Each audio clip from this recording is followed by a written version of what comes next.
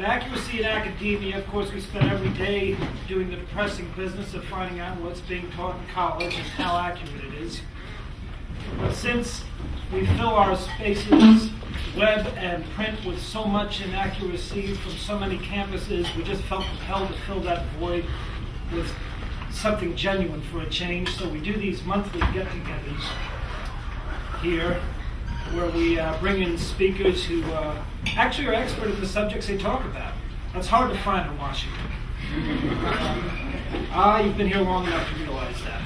Okay, tonight's subject, the parallels between Reagan and Churchill, dear to my heart, and I hope will be to yours. This is kind of where I came in when I first got here, when I was about your age. I kept reading these stories about Reagan budget cuts and then getting the federal budget and being unable to find it. And then I found that the inaccurate stories of the 80s are becoming the textbook chapters of 2007. As for Churchill, arguably the man who carried Great Britain through the Second World War, I did a little Google search to find college courses taught on Winston Churchill and came up with one. That's a Hillsville. Now, our speaker tonight is doing a multi-volume series on President Reagan, and he is not only expert in one subject, but several. There's many things we could have had him talk about. At the Pacific Research Institute, he started publishing, putting together, assembling, writing the Index of Environmental Quality Indicators. A very handy resource, ladies and gentlemen. It shows that global warming may not be, but he's been doing that for a decade and a half. He's also at the American Enterprise Institute. He's at a lot of places, actually. We're lucky to get him the one night of the month he's in town. Split personality. Exactly. But he's really done incredible research on this. Ladies and gentlemen, a great scholar, a great writer, and a great guy, Steve Hayward.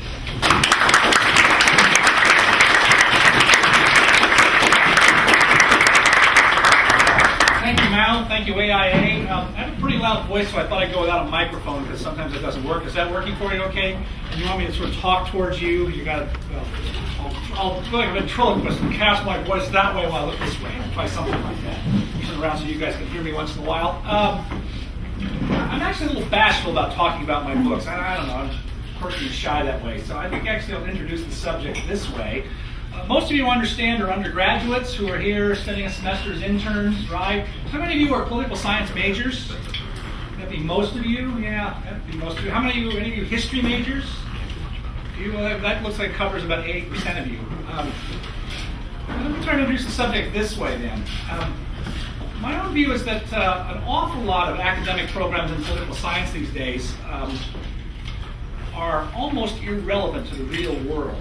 And I'm guessing that a number of you here, not everybody, because there's a lot of variety in political science programs from university to university and professor to professor. A lot of you, I'll bet, are in your internships, wherever you are, Capitol Hill or elsewhere, looking around saying, gee, I'm not quite so sure I recognize this from what I learned in class. Maybe some of you do. But an awful lot of academic political science these days has gone heavily into abstractions or intensely quantitative methodology, almost mathematics. That's especially true at the graduate level, but also at the undergraduate level to some extent.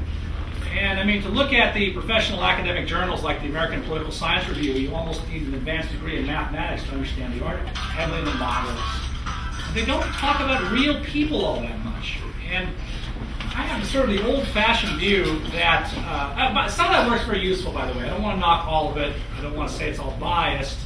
It's not so much that it may be liberal in some cases, as it's kind of mediocre or trivial. I guess that's the broad criticism I make. And you don't necessarily learn anything important about political life or useful about politics.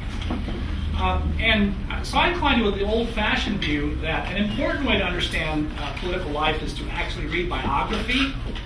I actually think a part of a good political science program would be to have you read biographies of real people. Good guys, bad guys, people in between, people you like, people you don't like, doesn't matter. And when I do a lecture as a guest lecturer at Georgetown University, I used to assign each student to read a biography of somebody. I had a long list they could choose from, but I was open to suggestions. And I mean, there's a lot to be learned from reading. I mean, one of my favorites I recommend people to read for just understanding the nature of political skill and how things have changed is the second volume of, the third volume of Robert Carroll's multi-volume biography of Lyndon Johnson, and especially the 3 copious chapters on how he got the Civil Rights Act of 1957 through the Senate. And you compare the way the Senate worked then under his very dynamic and forceful leadership with the way it doesn't work very well today, and ask why. Just difference in personality or other things have changed. It's hard to learn that from abstract classes in political science that have mathematical models and always counting beans and so forth. Well, as Mal said, I'm working on what's turned out to be a multi-volume history of the rise and context of Ronald Reagan's political career. The first volume took the story from his entry in politics in 1964 to his election in 1980. It ended up that large. It didn't mean to be that big, but I got absorbed in the subject and had an indulgent editor. And I'm nearly done with the second volume that covers his presidency, which is a hard story to tell in a narrative fashion. And along the way, I started writing what I thought would be 4 or 5 paragraphs about the way Reagan quoted and used and was inspired by the thoughts of Churchill, both in his great speeches, but also in his thoughts about the Cold War. It turns out, for example, that Ronald Reagan quoted Churchill more often than every other American president put together. And it's really kind of amazing when you think about how quoting Churchill is a bipartisan pastime in American politics. Nixon was a fan. John F. Kennedy was a huge fan of Churchill. These days, you find Churchill fans among, for example, Senator Durbin from Illinois, who's otherwise known as a very liberal member of the Senate. Chris Matthews is a huge Churchill fan. So it's interesting that Reagan really was so much more intense in his use of Churchill. And as I started writing up what I thought were the important parallels, and as I say, I thought it'd be 4 or 5 paragraphs, fit nicely in my narrative, I kept finding more and more parallels that struck me as interesting and significant and profound and illuminating and insightful. And pretty soon I had about 5,000 words, more than 4 or 5 paragraphs. It was way too long for the narrative. It caused problems for me, actually. But after I gave it as a lecture, this section of 1 chapter out at Stanford, George Shultz was there, Marty Anderson, some of Reagan's old aides. They all said, we had never thought of that before. Why don't you turn it into a short book? And so that's what turned into a spin-off of the book in progress, which the publisher wanted to call Greatness. Reagan and Churchill side by side. I think a little differently than that, but publishers call it 2 of these things. And I think, I could talk a long time about both these subjects. I think what would be useful for you to have as a takeaway, as we like to say these days, and also to start our discussion and questions, which I actually enjoy more than listening to myself talk for very long, is what is it that made these 2 guys different?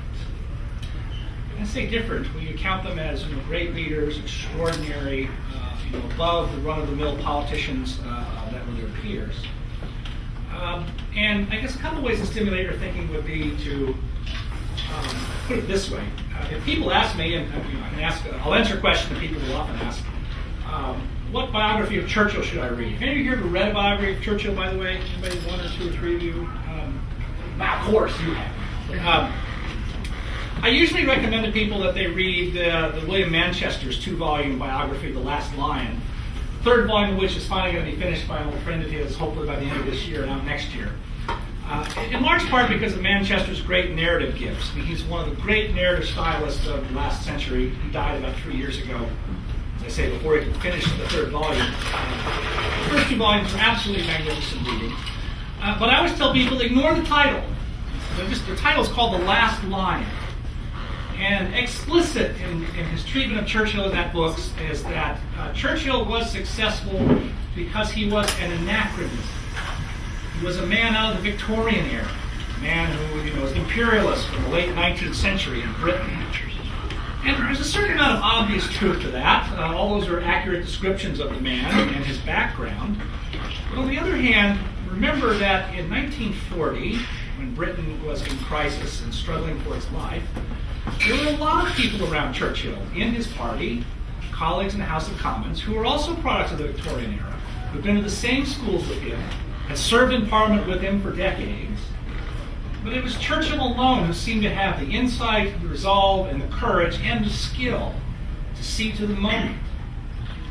So you say, well, that explanation, if you push it a little bit, really isn't adequate. There's something more to the story to be pondered. And they also think about Ronald Reagan in 1980. In the ordinary sense, there are lots of other conservative Republicans on the stage, men well qualified to be president, who had views that were very similar to Reagan ideologically. I mean, there were some differences between Reagan and Howard Baker and John Connally and Bob Dole and George Bush. But there were more similarities than differences. They were all pretty much saying the same thing. They all had the same criticism of where the country was and what ought to be done to fix things. But it was Reagan who both captured the public's imagination, also seemed to have some extra dimensions and different layers of insight that put him above those other men. And I would argue that made him much more successful as a leader and as a president than those other men would have been. So what accounts for why some politicians are different from others? Why some we account as being truly great and rising above the rest? Well, there's, of course, a certain amount of chance that happens in any political career. And that's true in both the cases of Reagan and Churchill. But chance doesn't explain it all either. And I think the two most important traits, there are many. I mean, we'll talk for a long time about the interesting parallels between these two guys. But I think two that are most important and that are useful for young people still in school, still looking at public life, to think about and internalize yourself, is the first is they were both self-educated in politics.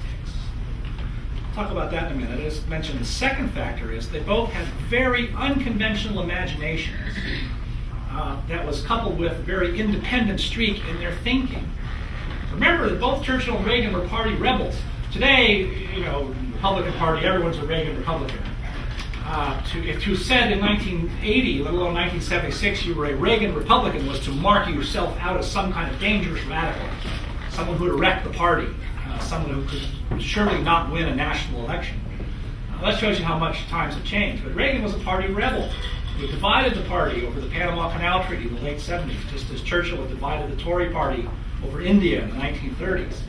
And had it been up to the party insiders in the Republican Party in 1980, Reagan would never have gotten the nomination.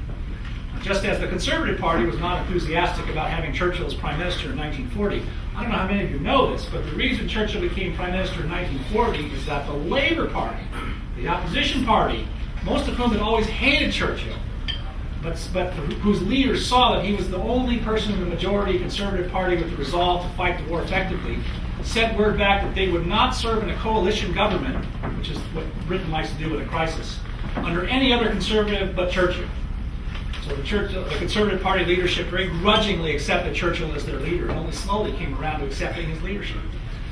So this independent streak is quite important to understand. The first point about how they were self-educated in politics. Those of you who've read the Churchill biography will know that he attended Sandhurst, which is the British version of West Point. It's their military academy. And the emphasis in any military academy is on military studies, tactics, strategy. In his case, he was joining the cavalry, so he learned a lot about horsemanship.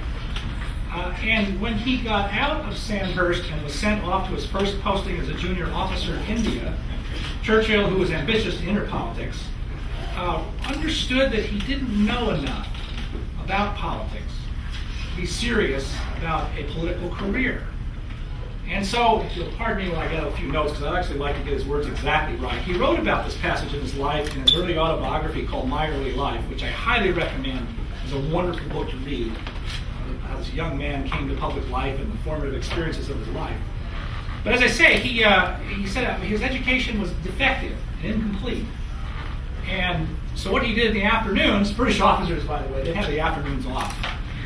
Being a British officer in those days was not entirely unlike being a member of a country club, I think. Most of his other fellow officers were off riding horses, playing polo, playing soccer, taking a nap, drinking sherry, things British officers would do.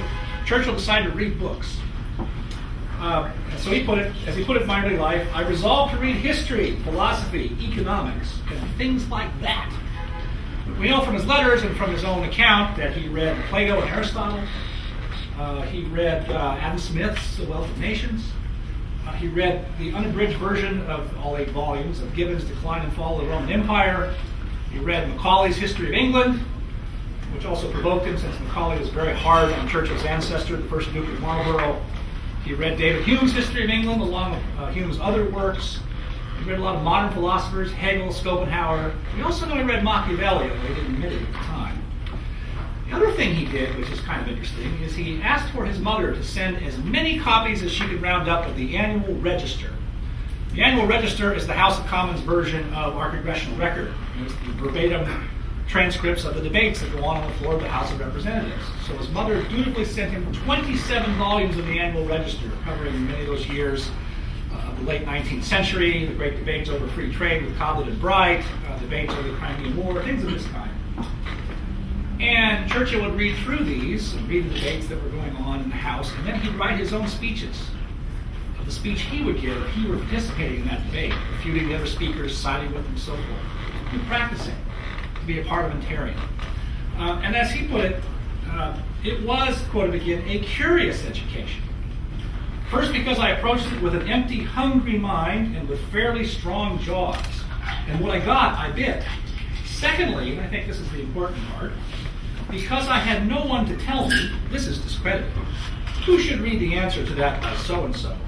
There is a much better book on that subject, and so forth. End quote. I like to say that Churchill had the graduate students' reading list without the graduate faculty's stifling guild mentality, telling you the correct way to think about this or that author. So he formed his own views, in other words. And I think this is a large reason why, not the only reason, but a large reason that explains his unusual imagination, his independent streak, willing to challenge the authorities on intellectually, politically, and so forth on any given subject that struck his fancy. Now, the story is not identical, but it's similar with Ronald Reagan. He had a conventional education at Eureka College as an undergraduate, where, importantly, he studied economics before Keynes wrote the general theory, before Keynesianism became the reigning economic orthodoxy of the mid-20th century. And that was significant later when Reagan essentially wanted to overthrow the last vestiges of Keynesian economics when he became president. That was easy for him to see. But I like to argue that Reagan's real political education happens in the 1950s, when he begins touring the country as a spokesman for General Electric. Now, many of you probably heard vaguely about this. You know that he toured the country for several years, speaking at GM factories and to employees in 38 states.